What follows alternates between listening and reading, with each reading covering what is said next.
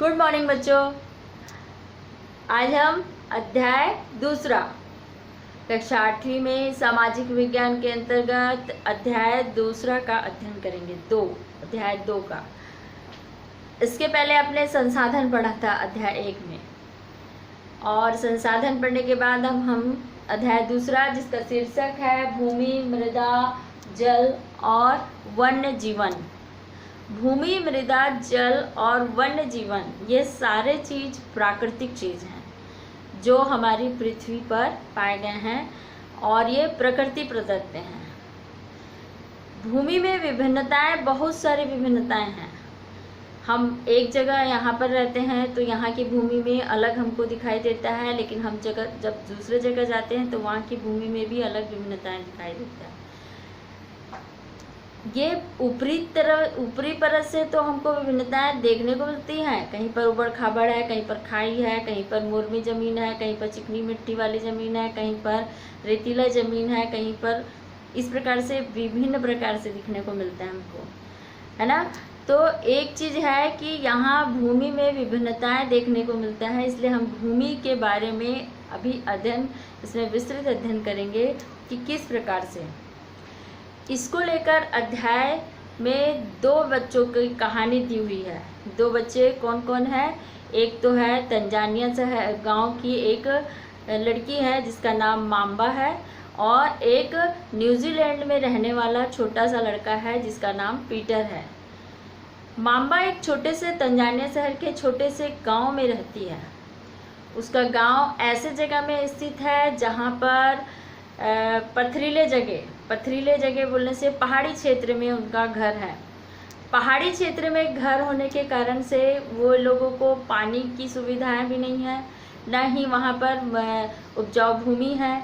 इसलिए जो माम्बा पानी लेने के लिए उसको बहुत दूर जाना पड़ता था। वो दूर जाकर पानी लेके आते तक का उसको बहुत समय हो जाता था। और फिर उनके जो भाई थे, माम्बा के जो भाई थे, उन्होंने बकरी पाला था। जब माम्बा पानी लेकर आती उसके बाद वो बकरियों की देखभाल करते थे। माम्बा के जो पिता थे एक परिश्रमी व्यक्ति जो वहाँ पर मक्का और सेम का थोड़ा बहुत उत्पादन कर लेते थे। इसी के आधार पर, लेकिन ये जितना भी उत्पादन करते थे साल भर में, वो उनके परिवार के लिए उपयुक्त नहीं होता था, कम पड़ जाता था उनको। उसी में देखेंगे दूसरे शहर में, यहाँ पर न्यूजीलैंड में, ये पीटर नाम का लड़का था।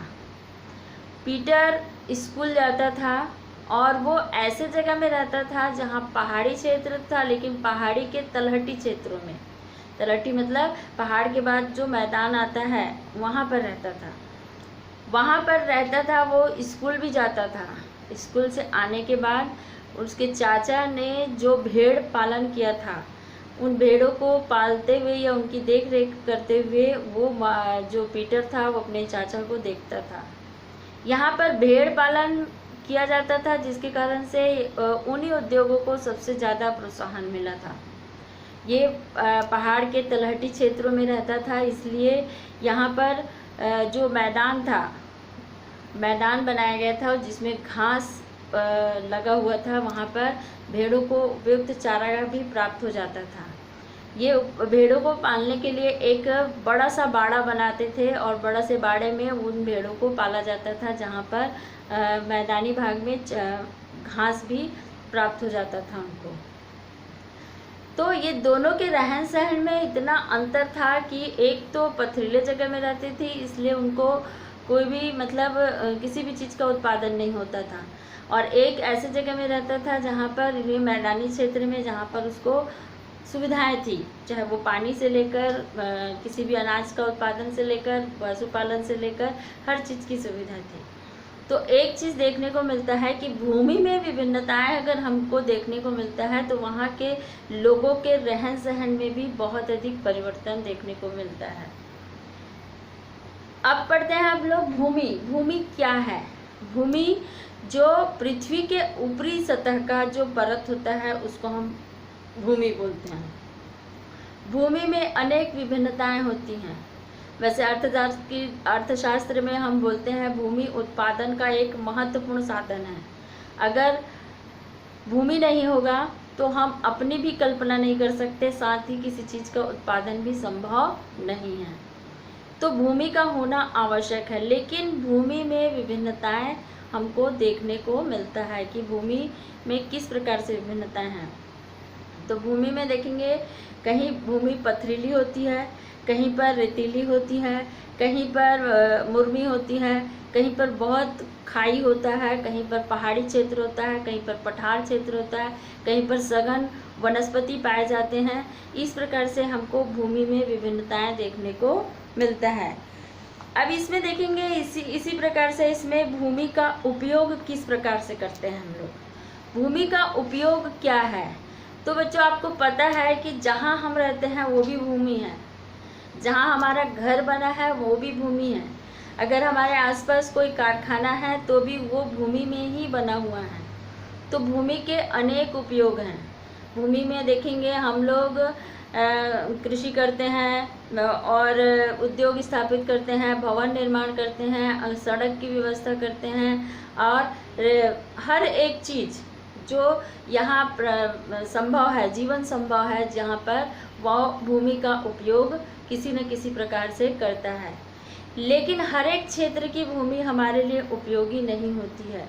अगर हम देखेंगे मरुस्थली क्षेत्र में अगर जाते हैं हम, तो वहाँ पर हमारे लिए वो भूमि किसी काम की नहीं होगी, क्योंकि वो पूरा मरुभूमि होता है, वहाँ पर किसी भी चीज़ का उत्पादन संभव नहीं है।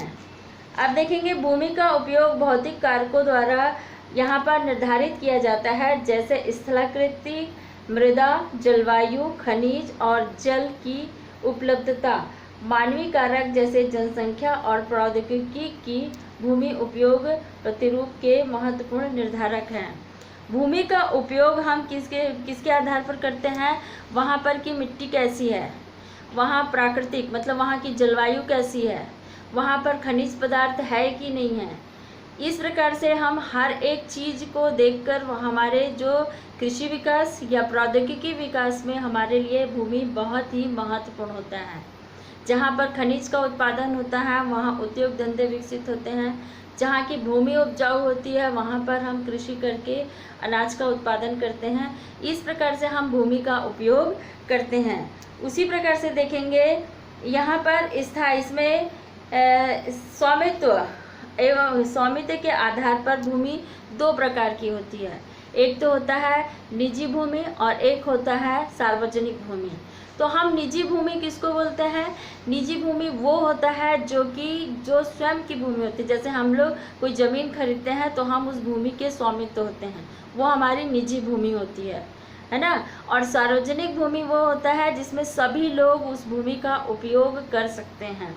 जैसे एक बहुत बड़ा मैदान है, उसका स्वामी कोई नहीं है, वहाँ पर सारे लोग अपना, चाहे वो बच्चे खेलते हों, चाहे व्यायाम करते हों, चाहे क्रिकेट खेलते हों, चाहे लोग घूमने आते होंगे, वहाँ पर किसी प्रकार का रोक टोक नहीं होता है, वो सार्वजनिक भूमि होती है।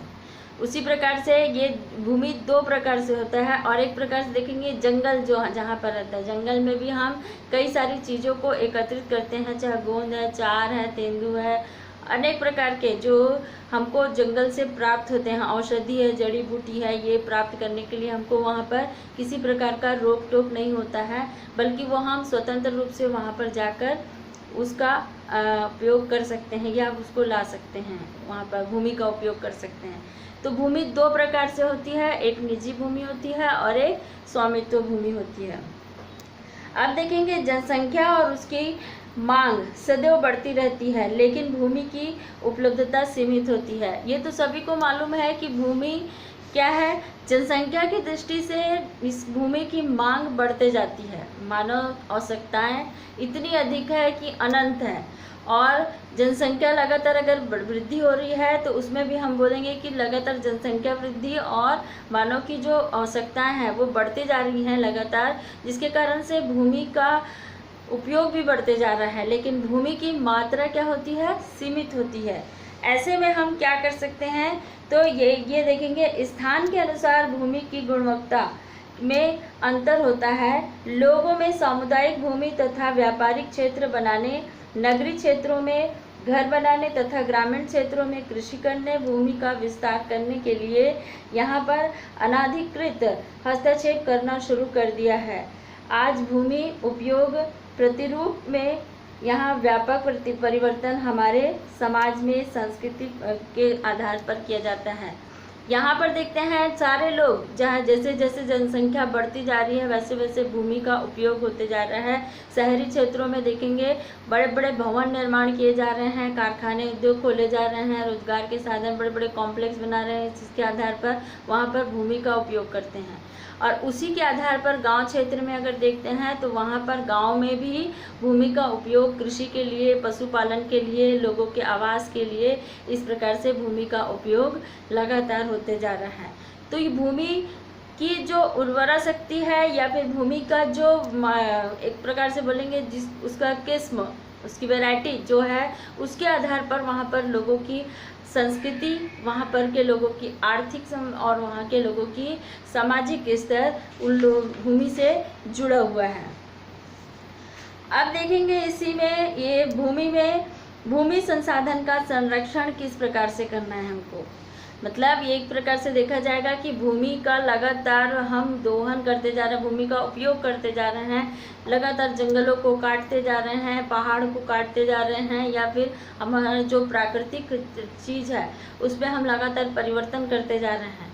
तो एक समय ऐसा आता है कि वो चीज़ हमारे लिए नुकसानदायक होता है, क्योंकि लगातार प्रकृति का दोहन करना, प्रकृति का दोहन मतलब लगातार खनिज निकाल रहे हैं, कोयला निकाल रहे हैं, लगातार हम इतने सारे भवन निर्माण कर रहे हैं जिसमें हर एक घर में बोरिंग खुलवा रहे हैं। तो ये चीज़ क्या हो रहा है, लगातार हम उसका बहुत अधिक उपयोग कर रहे हैं, और अधिक उपयोग करने के लिए आने वाले समय में हमारे लिए वो खतरा साबित हो सकता है कि आने वाले समय खतरे की निशानी होती है। इसीलिए अभी देखते हैं हम लोग कि भूमि में जो लगातार दोहन हो रहा है उसी के कारण से भूसंकलन, जैसे हम देखते हैं ना, भूकंप, ज्वालामुखी का उद्गार, बाढ़, अधिक तूफान, ये सारे चीज़ जो प्राकृतिक प्रकोप के द्वारा प्रभावित हो रहा है क्षेत्र, उसके कारण से ही हो रहा है। तो हमको भूमि का संरक्षण करना भी बहुत अधिक आवश्यक है कि हम भूमि का संरक्षण किस प्रकार से करें, उसको किस प्रकार से बचा के रखें ताकि हम उसका उपयोग करते रहें और नुकसान भी ना हो।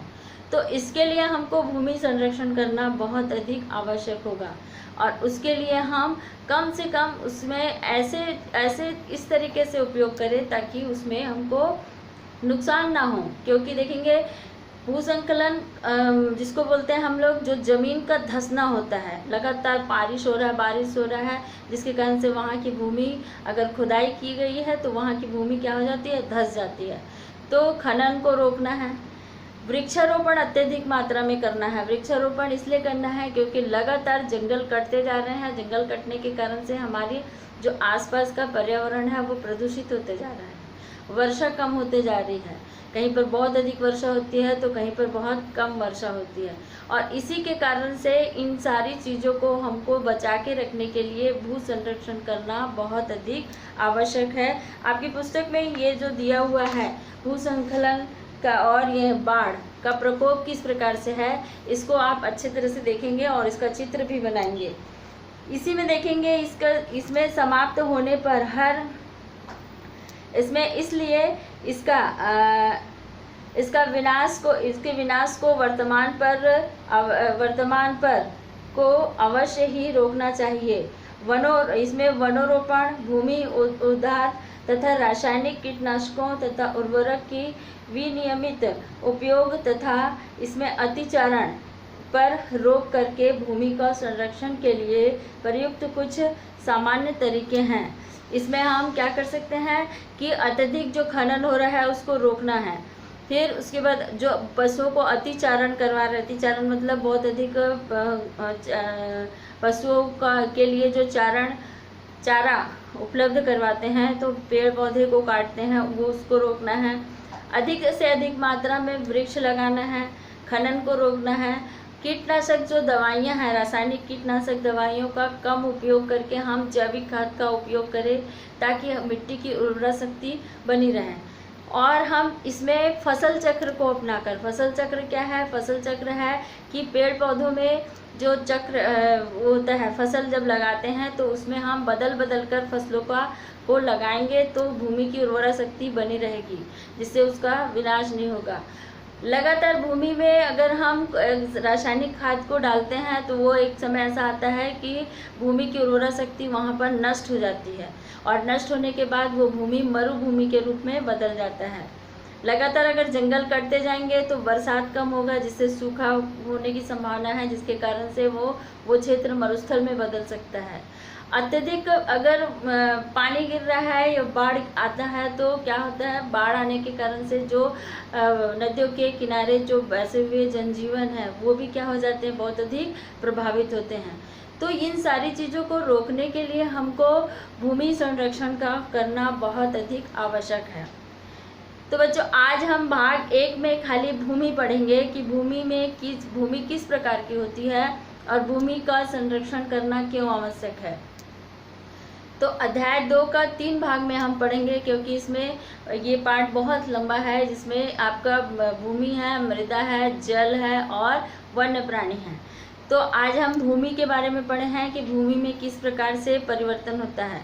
पृथ्वी में जितने भी बड़े भाग, पृथ्वी में जो भाग है, पृथ्वी का जो स्थल भाग है, इसमें हर एक जगह में देखा जाएगा तो जो 29% भाग में स्थल है, वहाँ पर भूमि में विभिन्नताएं देखने को मिली है ना। विभिन्नताएं इसलिए देखने को मिली है क्योंकि हर एक जो स्थल भाग है वो एक समान नहीं है, बल्कि उसमें अलग अलग भागों में पाया गया है। अलग अलग प्रकार से वहाँ पर जनसंख्या का बसाहट है। वो जनसंख्या का बसाहट इसलिए है क्योंकि वहाँ की जलवायु, वहाँ की मृदा, वहाँ के लोगों को प्रभावित करती है, उनकी आर्थिक दृष्टि को, वहाँ के सामाजिक स्वरूप, वहाँ की संस्कृति को बहुत अधिक प्रभावित करती है। तो इस प्रकार से हम आज भूमि के बारे में बस अध्ययन किए हैं, ताकि भूमि ये पाठ को आप इसको बहुत अच्छे से पढ़ेंगे और अच्छे से समझेंगे। अगले क्लास में आपको मृदा के बारे में पढ़ाएंगे, क्योंकि ये पाठ को एक साथ पढ़ाया नहीं जा सकता, इसलिए इसे अलग अलग भागों में बांट दिया गया है।